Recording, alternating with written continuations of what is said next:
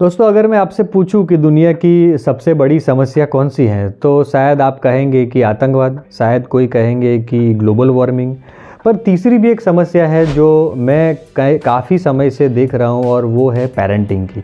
जी हाँ दोस्तों, पेरेंटिंग आजकल एक बहुत ही चैलेंजिंग चीज़ बन रही है, और बहुत सारे हमारी सोसाइटी में इश्यूज़, पेरेंट्स और चाइल्ड के बीच में जो प्रॉब्लम्स हैं, चाहे वो बच्चे छोटे हो, चाहे आपके बच्चे 5, 7, 10 साल के हो या 15-20 साल के बच्चे हो, उन लोगों के बीच में जो क्लैशेस हो रहे हैं, जो मिसअंडरस्टैंडिंग क्रिएट हो रही है, उसकी वजह से काफ़ी सारा स्ट्रेस बढ़ रहा है। तो उसके पीछे काफ़ी सारे रीजंस भी हैं, वो मैं अपनी प्रैक्टिस में देख रहा हूँ। क्योंकि मैंने ऐसा देखा है ना कि जब भी पेरेंट्स अपने बच्चे को लेकर आते हैं मेरी क्लिनिक में कि ये हमारी सुनता नहीं है, कि ये गुमसुम रहता है, कि इसको ये प्रॉब्लम हो गया है, ये है वो है, फलाना ढिमका, बहुत सारे प्रॉब्लम लेके आते हैं, तो उनमें से 60% जितने केसेस ऐसे होते हैं ना कि उसमें मुझे पेरेंट्स का ही काउंसलिंग करना था। बल्कि मैं ऐसा कहूँगा कि मोर देन 60% पेरेंट्स का ही काउंसलिंग करना पड़ता है कि आप इस तरीके से उनके साथ ट्रीटमेंट दीजिए, इस तरीके से बिहेव कीजिए, तो आपका ये प्रॉब्लम चले जाएगा। तो और होता भी वैसा ही है कि अगर वो पेरेंट्स उनका बिहेवियर चेंज कर देते हैं तो बच्चे ऑटोमेटिकली पॉजिटिव हो जाते हैं। क्योंकि कहीं ना कहीं बच्चे सीखते कहाँ से कुछ है, बच्चे थोड़ी ये चीज़ों की कुछ ट्यूशन क्लासेस लेने जा रहे हैं या बाहर से उनको कोई सिखाने के लिए आ रहे हैं, कहीं ना कहीं वो हमारे आसपास में से ही कुछ वो सीख रहे हैं। तो ऐसी बहुत सी गलतियाँ हैं जो पेरेंट्स अपने कम्युनिकेशन में करते हैं, जो बच्चों के साथ बातचीत के दौरान, या कभी कभार बच्चे कुछ गलती करते हैं तो गुस्से में कॉन्शियसली सबकॉन्शियसली हम लोग उनके साथ में ऐसी चीज़ें बोल देते हैं जो उनके दिमाग के ऊपर, उनके मेंटल हेल्थ के ऊपर बहुत ही नेगेटिव इम्पैक्ट करती है, और कहीं ना कहीं उसका ही खामियाजा हम लोग भुगत रहे हैं। हमारी रिलेशनशिप बिगड़ते हैं और बच्चों को भी प्रॉब्लम होती है। तो आज मैं ऐसी 8 चीज़ों के बारे में बताऊंगा जो हर एक पेरेंट्स को अवॉइड करनी चाहिए। और विश्वास कीजिए दोस्तों कि अगर आपने ये 8 चीज़ें बहुत ही ध्यान से समझ ली और अपनी लाइफ में उतार दी, बच्चों के साथ में आपकी जो ट्रीटमेंट है उसमें आपने प्रैक्टिकली उतार दी, तो आपको बहुत ही फ़ायदा मिलेगा। पर उससे पहले ये चैनल को आप ज़रूर से सब्सक्राइब कर दीजिए, हमारे रिलेशनशिप साइकोलॉजिस्ट को। और अगर वीडियो अच्छा लगे तो आप लाइक भी ज़रूर कर देना। तो चलिए शुरुआत करते हैं हमारे आज के टॉपिक की। सबसे पहली जो पेरेंट्स गलती करते हैं वो गलती है कि उनको कुछ ऑफेंसिव वर्ड्स कहते हैं, जो चाइल्ड को बहुत ही ऑफेंसिव लगते हैं, वो बहुत ही गुस्सा होते हैं। कभी कभार ऐसा भी होता है कि वो रिएक्ट तो नहीं करते हैं, एकदम से गुमसुम हो जाते हैं, पर उनको अंदर ही अंदर बहुत ही बुरा लगता है। जैसे कि तू तो कितना मोटा है, तू कितना दुबला पतला है, तो अच्छा नहीं दिखता है, तेरे दांत तो देख कैसे हैं। ज़्यादातर उनके जो आउटर अपीयरेंसेस है उसके बारे में कहीं ना कहीं कभी ना कभी पेरेंट्स गुस्से में आकर उनको बोल देते हैं।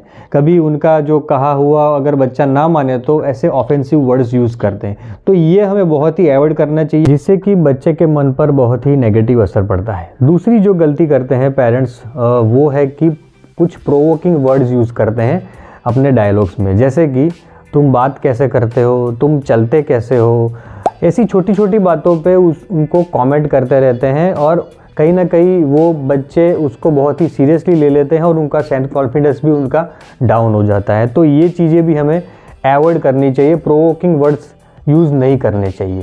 तीसरी जो नेगेटिव चीज़ मैंने पाई है वो है सेल्फिश विशेस। यानी कि कई बार मैंने देखा है कि माँ बाप जब गुस्से हो जाते हैं तो ऐसा बोलते हैं कि उससे तो अच्छा है कि तुम ना ही पैदा हुए होते, तुम तो मेरे लिए एक बोझ हो, तुम्हारी जगह पे तो ऐसा होना चाहिए था, नहीं बच्चे होते तो अच्छा होता। ऐसी जो चीज़ें हैं वो बच्चों को बहुत ही डरा देती है और बहुत ही उनको इन्फीरियर फील कराती है, उनके मन पे बहुत ही उसकी नेगेटिव असर पड़ती है। तो ऐसी चीज़ें भूल कर भी बच्चों के साथ ना बोलें। चौथी जो चीज़ है वो कई सारे माँ बाप ऐसी गलती करते हैं और कहीं ना कहीं उनका खामियाजा भी उनको भुगतना पड़ता है। कई बार ऐसा भी होता है कि वो सुसाइड तक पहुँच जाता है। तो ऐसी एक गलती है कि उनको बार बार पैसे के बारे में रियलाइज़ करवाना कि हमने तुम्हारे ऊपर कितना इन्वेस्ट किया है, कि तुम्हारे ऊपर कितना खर्चा किया है, कि तुम हमारे लिए बहुत बर्डन हो, हम कितनी मेहनत करते हैं, मेहनत करके पैसे तुम्हारे लिए जोड़ रहे हैं, तुम तो ऐसा कर रहे हो, वैसा कर रहे हो,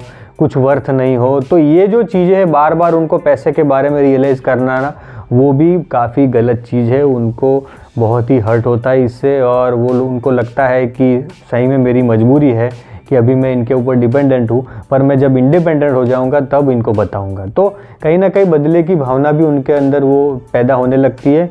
सभी बच्चे उसको पॉजिटिवली नहीं ले सकते, ज़्यादातर ये चीज़ें नेगेटिव ही ली जाती है। तो ये चीज़ें भी अवॉइड करें। वो आपकी इंटरनल मैटर है, आप उनके ऊपर इन्वेस्टमेंट कर रहे हैं, खर्चा कर रहे हैं, वो आपके ऊपर डिपेंड कर रहा है, वो आपको नहीं बोल रहा है, ठीक है।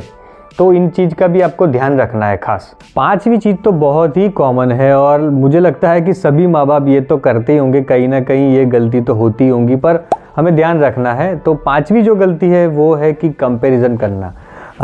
सपोज़ किसी के 2-3 बच्चे हैं तो अंदर इंटरनल कंपटीशन करना, या उसके कोई कज़िन है, फैमिली में दूसरे बच्चे हैं, या दोस्तों के बच्चे हैं तो उनके साथ कंपेयर करना कि तुमको तो ये नहीं आता है, वो तो कितनी अच्छी तरीके से ये करता है, करती है।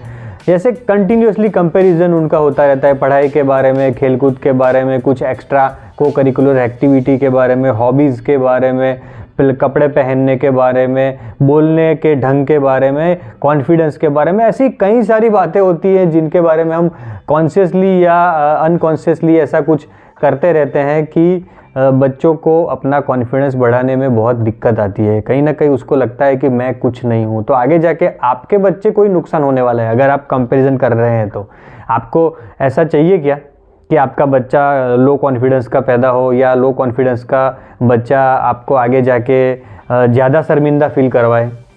तो ये चीज़ें आप अवॉइड कीजिए, उसको कभी किसी के साथ कंपेयर मत कीजिए। सभी बच्चे यूनिक होते हैं, सभी बच्चों में कुछ ना कुछ ऐसी पॉजिटिव चीज़ें ज़रूर होती है, वो आपको आइडेंटिफाई करनी है, ना कि कंपेयर करते रहना है।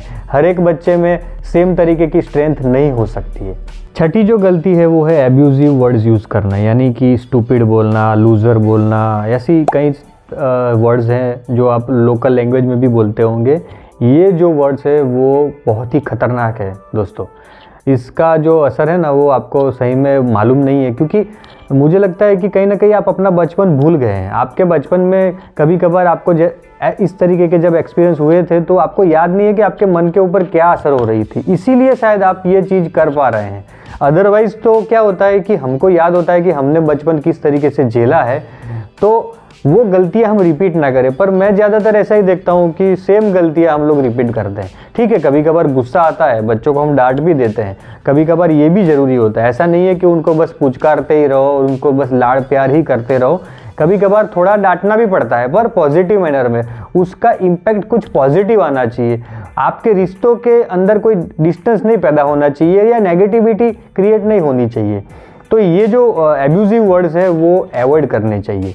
और सातवीं गलती जो है वो फियर पैदा करना बच्चे के। मैं तुमको छोड़ के चली जाऊंगी, मैं तुमको छोड़ के चला जाऊंगा, तुम सोते होगे, जब उठोगे तब मुझे नहीं पाओगे, मैं एक दिन सुसाइड कर लूँगी, सुसाइड कर लूँगा, तुम तो बिल्कुल मेरे जीवन में लायक ही नहीं हो रहने के, मैं तुम्हारे साथ नहीं रहूँगी, मैं अलग रहने लगूँगा।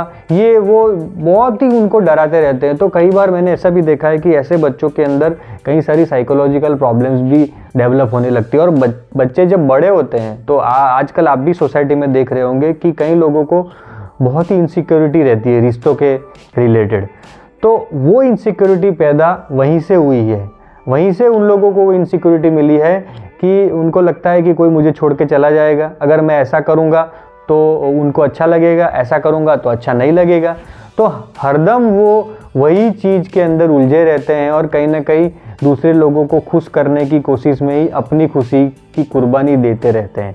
तो हमें ऐसी इनसिक्योरिटी पैदा अगर नहीं करनी है अपने बच्चे के अंदर, तो हमें ये चीज़ ज़रूर अवॉइड करनी चाहिए। कभी ऐसा नेगेटिव फियर उनके अंदर क्रिएट नहीं करना चाहिए दोस्तों।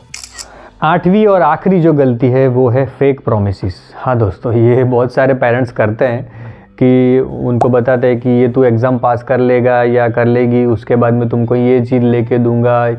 तो बच्चों को लगता है कि चलो ठीक है, पापा लेके देंगे, मम्मी लेके देंगी। फिर जब आप फुलफ़िल नहीं करते हैं, ऑन टाइम नहीं करते, क्योंकि मैंने देखा है, मेरा भी एक बच्चा है 10 साल का, उनका पंक्चुअलिटी बहुत ही ज़बरदस्त होती है उस चीज़ों में। खास करके जब उनको कुछ उनके पास पेरेंट्स के पास से कुछ लेना होता है या उनको कुछ प्रूव करके गिफ्ट कुछ लेना होता है, तो उसके बारे में बहुत पंक्चुअल होते हैं और उनको एक्सपेक्टेशन भी बहुत होती है कि ये चीज़ मुझे मिलेगी। और अगर वो अपने जो टास्क है, जो काम आपने दिया है वो फुलफ़िल करते हैं और उसके बाद में आप नहीं देते हैं, तो कहीं ना कहीं आप उनका भरोसा तोड़ रहे हैं, उनके नज़र में आपकी वैल्यू कम हो रही है और आगे जाके ये चीज़ आपको बहुत ही नुकसान करेगी। आगे जाके आपको लगेगा कि हमारे बच्चे हमको रिस्पेक्ट नहीं देते हैं, हमारे बच्चे कहते दिमाग में तो हमारे लिए कुछ ऐसी जगह है ही नहीं, कुछ ऐसी रिस्पेक्ट है ही नहीं, कुछ हमारा लेवल ही नहीं है, हमको तो कुछ गिनते ही नहीं है। ऐसे बहुत सारे पेरेंट्स कंप्लेंट करते हैं ना, आपने भी देखा होगा। तो उसका एक रीज़न ये भी है कि कहीं ना कहीं हम लोगों ने भी ऐसे मिसकमिटमेंट्स किए हैं, उनके विश्वास को तोड़ा है। तो ऐसी चीज़ें आगे जाके हमको परेशान करती है और फिर हम लोग कहते हैं कि हमारा बच्चा ऐसा है, हमारा बच्चा वैसा है, हमारा बच्चा हमारी सुनता नहीं है, हमको रिस्पेक्ट नहीं देता है, झगड़े करता है, गुस्सा करता रहता है। तो ये चीज़ें आती कहाँ से? उनका कोई ट्यूशन क्लासेस तो लगता नहीं है ऐसी चीज़ें करने का।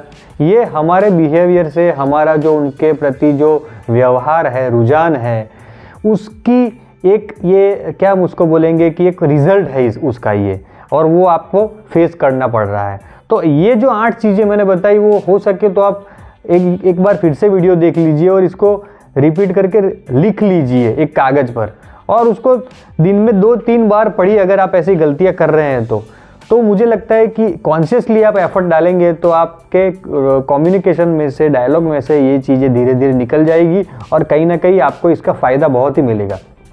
आपका बच्चा आपको बहुत ही रिस्पेक्ट करेगा, आपके साथ जुड़ा रहेगा, कुछ भी ऐसी चीज़ नहीं करेगा कि जिससे आपको दुख हो।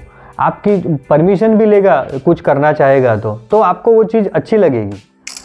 तो दोस्तों, यहाँ पे ज़्यादा वीडियो को लंबा ना करते हुए आप समझ गए होंगे कि हमें क्या करना है पेरेंटिंग के बारे में। आगे भी हम लोग एक अच्छे वीडियोस जो मेरी प्रैक्टिस का एक्सपीरियंस होगा वो आपके साथ मैं शेयर करता रहूँगा। उसके साथ हस्बैंड वाइफ के रिलेशनशिप के ऊपर, हमारे जो दूसरे रिलेशनशिप है, प्री मैरिज रिलेशनशिप है, वो सारे रिलेशंस के ऊपर भी मैं काफ़ी सारे जो यूज़फुल इन्फॉर्मेशन होती है वो आपके साथ शेयर करना चाहूँगा फ्यूचर में। तो आप इस चैनल को ज़रूर से फॉलो करें, सब्सक्राइब करें और दूसरे लोगों के साथ भी ये वीडियो को शेयर करें, ताकि कोई अगर गलती ऐसी कर रहा हो तो वो वहीं पे रुक जाए और उसकी लाइफ में भी कुछ पॉजिटिविटी आए और वो क्रेडिट आपको मिले। फिर मिलेंगे दोस्तों नए विषय के साथ में। Thank you very much.